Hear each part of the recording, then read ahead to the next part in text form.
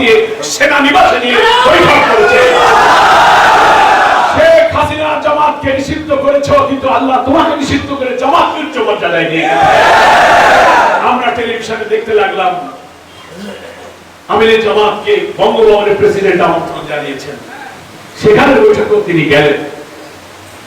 পরের দিন 6 তারিখে আমাদের মুক্তি দেওয়া হলো।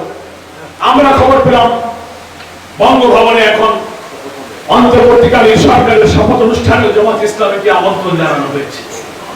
সেই অনুষ্ঠানে আমরা জামাতের আমিরের নেতৃত্বে একজন প্রতিনিধি সেখানে আমরা অংশগ্রহণ করলাম। তাহলে কি হলো? তুমি 4 দিন আগে ডুবন্ত মানুষ যেমন বাঁচার জন্য শাওলা কচুরিপানা যা পায় তাই ধরে বাঁচতে চায়, তুমি শেষ পর্যন্ত এই বৈষম্য বিরোধী আন্দোলন ঠেকাতে না পারে তুমি জামাত ইসলামীকে নিষিদ্ধ করলে।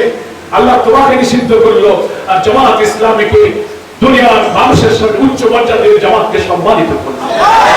5 তারিখের পর থেকে জনগণের বিজয় ছিনিয়ে নেওয়ার জন্য নতুন ষড়যন্ত্র চক্রান্ত শুরু হয়েছিল। তারা মিলিটারি কু করার চেষ্টা করেছে, সুপ্রিম কোর্টের জুডিশিয়াল কু করার চেষ্টা করেছে, অমুসলিম আমার সনাতনী ভাইদেরকে কাজে লাগিয়ে আওয়ামী লীগ অরাজকতা তৈরি করে ধর্ম নিরপেক্ষ এবং সংখ্যালঘু নির্যাতনের কথা বলে দুনিয়ার মধ্যে বাংলাদেশকে নিন্দিত করার চেষ্টা করেছে। গতকালকে আমাদের আনসার বাহিনীকে কাজে লাগিয়ে আওয়ামী লীগের লোকেরা সচিবালয় অবহেলা করে আরেকটা অরাজকতা স্বপ্ন করেছে।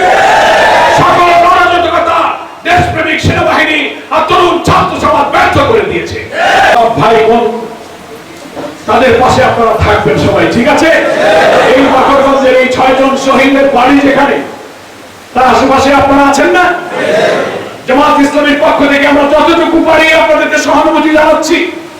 আমরা ভালো মন্দ দুঃখ কষ্ট আপনার হারানো ধনকে অন্ত ফিরাতে পারবো না, কিন্তু তিনি বেঁচে থাকলে আপনাদের স্বস্তি বোধ করতেন, আর আপনার সংসার এবং জীবনের জন্য যা কিছু হতো ইনশাআল্লাহ হকের জন্য তারা যেহেতু জীবন দিয়েছে, তারা বেঁচে থাকলে তারা যা করতো আল্লাহ তার চেয়ে বেশি